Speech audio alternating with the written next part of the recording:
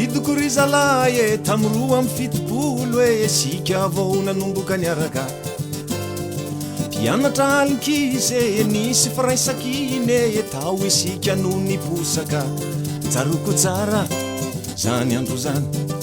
fiara-mihira tsisy taky zany ny fiainanay mbola hira ihany yeah, yeah, yeah, yeah, yeah,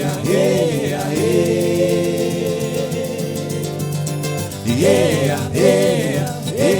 yeah, yeah. Otrany matsiaro ka otrany matsiaro otrany matsiaro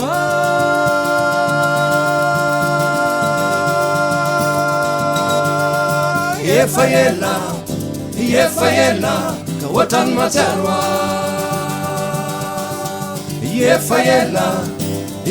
ela ka otrany matsiaro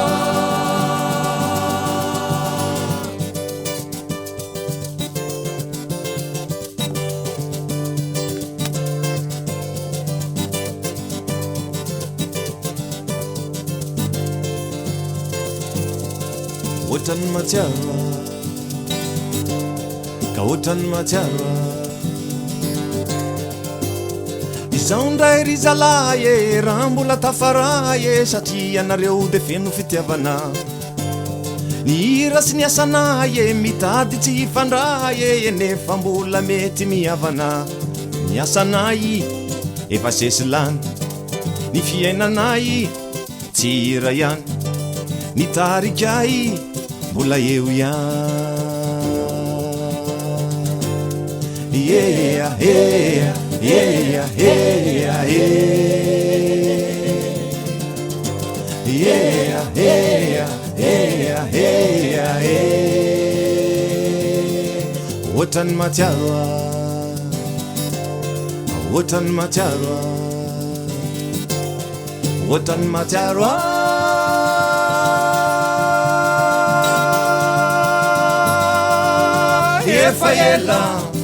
efa ela ka otrany matsiaro efa ela ka otrany matsiaro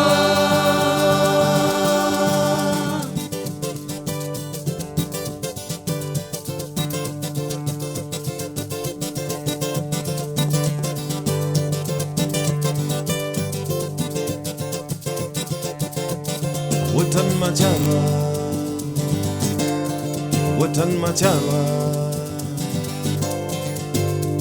tazako ry zalahy e tazako alohany e sika efa antitra mbola tafaraka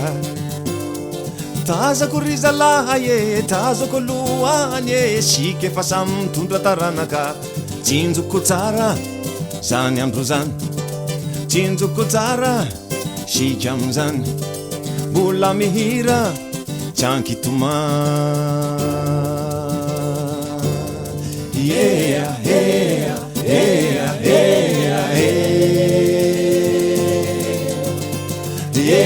yeah, yeah, yeah, yeah. Otrany matsiaro otrany matsiaro otrany matsiaro